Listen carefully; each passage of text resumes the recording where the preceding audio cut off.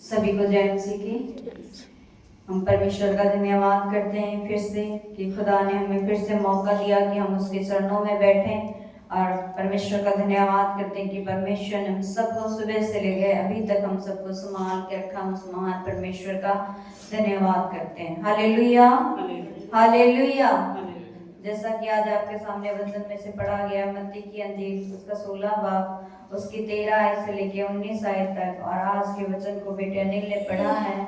परमेश्वर से आशीष और बरकत दें। हालेलुया। यहाँ हम देखते हैं वचन में से कि परमेश्वर आज हमसे क्या बातें करना चाहता है। यहाँ है पतरस का यीशु को मसीह स्वीकार करना। हालेलुया। प्रभु यीशु मसीह ने यहाँ अपने चेलों से एक सवाल पूछा है, और हम देखते हैं कि परमेश्वर ने क्या अपने लोगों से पूछा। हालेलुया।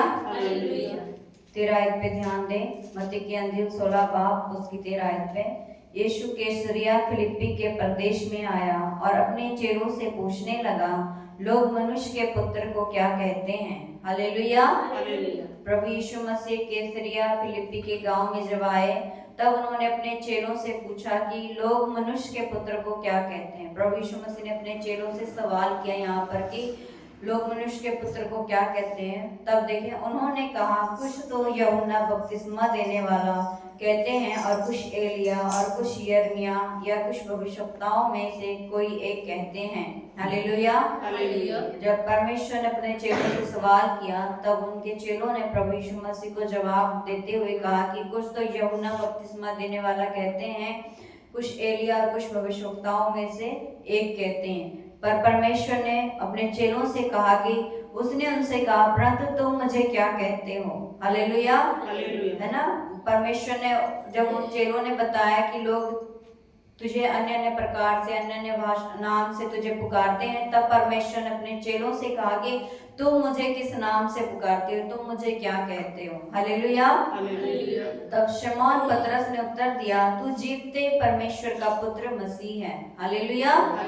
जब परमेश्वर ने अपने चेलों से पूछा, जो 12 चेले थे, पर उनमें से किसने जवाब दिया प्रभु यीशु मसीह को? शमौन पतरस ने।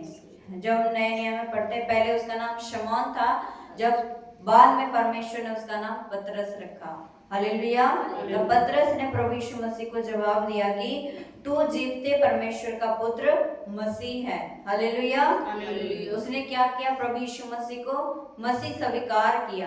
प्रभु यीशु मसीह को मसीह जानकर क्या किया? अपने अंदर स्वीकार किया। अगर आज भी अगर कोई व्यक्ति अपने अंदर यीशु मसीह को यीशु मसीह कह के ग्रहण करता है तो परमेश्वर उसके जीवन में क्या देता है? उद्धार, शांति देता है। हालेलुया। तब देखें यीशु ने उसको उत्तर दिया, हे शमौन योना के पुत्र, तू धन्य है, क्योंकि मांस और लहू ने नहीं परंतु मेरे पिता ने जो स्वर्ग में है यह बात तुझ पर प्रकट की है। हालेलुया। प्रभु यीशु मसीह ने शमौन को क्या कहा? कि तू धन्य है, योना के पुत्र। इसमें उसका पिता का भी नाम आया। जो शमौन का जो पिता था योना, उसका भी नाम आया, क्योंकि अगर कोई बच्चा है ना कुछ कार्य करता है तो अगर कोई बड़ा काम करता है तो उसके पीछे उसके पिता का भी नाम आता था। जब उसने यहाँ पर प्रभु यीशु मसीह को ना मसीह कहकर उसे पुकारा, बोला, तब परमेश्वर ने उससे शमौन से कहा कि हे शमौन योना के पुत्र, तू क्या है? धन्य है। अगर कोई बच्चा आज अच्छा कार्य करता है, अच्छा काम करता है तो लोग कहते हैं ये है ना, जैसे हम पाशा जी यहाँ से हमेशा कहते हैं कि माता प्रसाद के बच्चे एकदम है ना प्रभु में बढ़ रहे, तो इसमें किसका नाम आ रहा पीछे? माता प्रसाद भाई का नाम। अगर कोई बच्चा अच्छा कार्य करता तो उसमें उसके पिता का नाम आता है। ऐसे ही यहाँ पर शमौन ने क्या प्रभु को मसीह जान ग्रहण किया तो उसमें किसका नाम आया? उसके पिता का नाम आया। तो उससे कह रहा है कि हे योना के पुत्र, तू क्या है?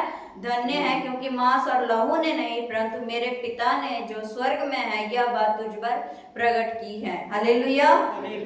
क्योंकि परमेश्वर का वचन ही कहता है कि तुमने मुझे नहीं चुना पर मैंने तुम्हें चुन लिया। अगर कोई भी बात, हम कोई भी कार्य यहाँ करते तो वो हम अपनी मर्जी से नहीं करते, अपनी इच्छा से नहीं करते, क्योंकि हर बात, हर कार्य किसके द्वारा होती है? प्रभु यीशु मसीह के द्वारा होती है, उसकी पवित्र आत्मा के द्वारा होती है। इसलिए परमेश्वर ने उससे कहा कि मांस और लहू ने नहीं परंतु मेरे पिता ने जो स्वर्ग में है यह बात तुझ पर क्या की है?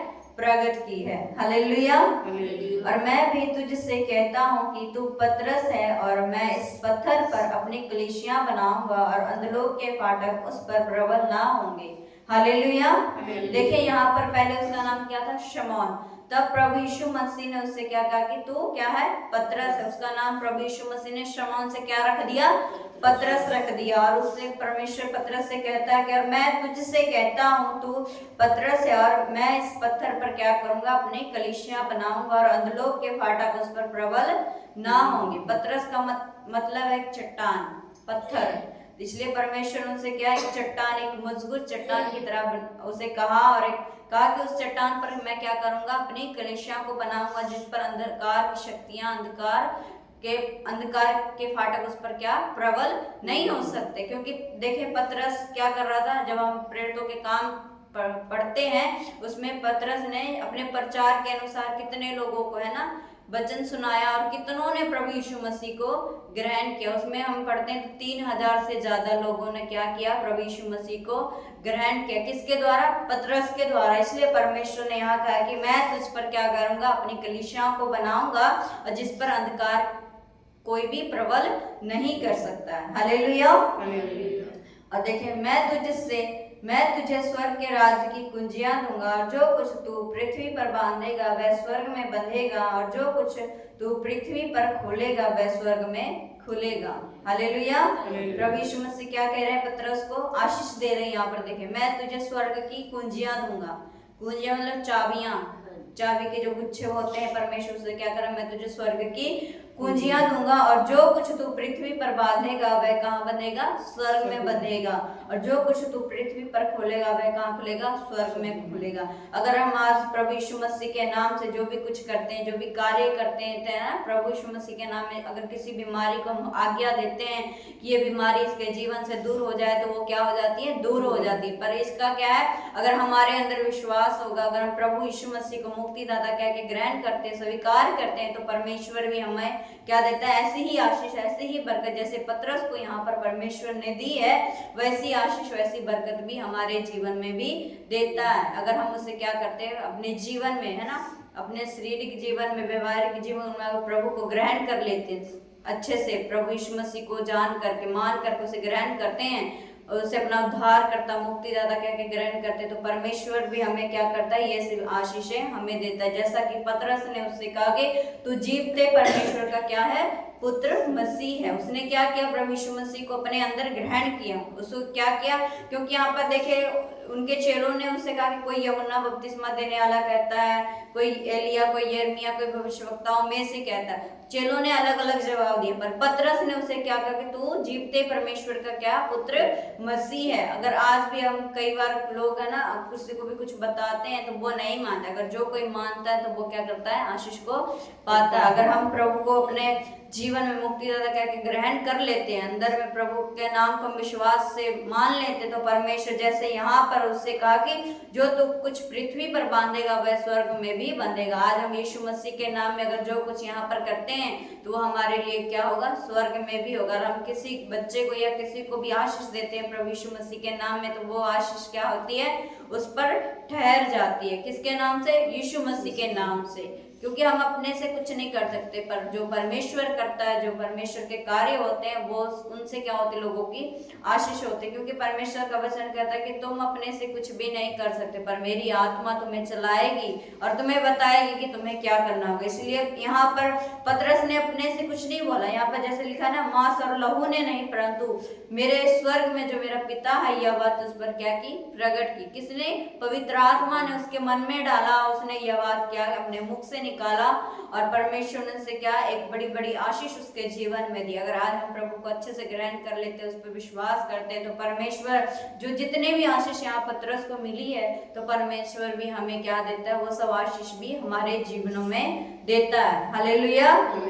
इसलिए हमें भी क्या करना चाहिए, जैसे पतरस ने प्रभु यीशु मसीह को स्वीकार किया अपने जीवन में, वैसे हमें भी क्या करना चाहिए, प्रभु यीशु मसीह को अपने अंदर स्वीकार करना चाहिए। हालेलुया। ताकि जो भी परमेश्वर आशीष देता है वो सब हमारे जीवनों में भी दे। हालेलुया। और मैं इस वचन के लिए परमेश्वर का धन्यवाद करती, जो परमेश्वर ने हमें, हम सबके लिए वचन दिया, हम उस महान परमेश्वर का धन्यवाद करते हैं। परमेश्वर आप वचनों के द्वारा आप सबको आशीष अर्पण करते। आमीन।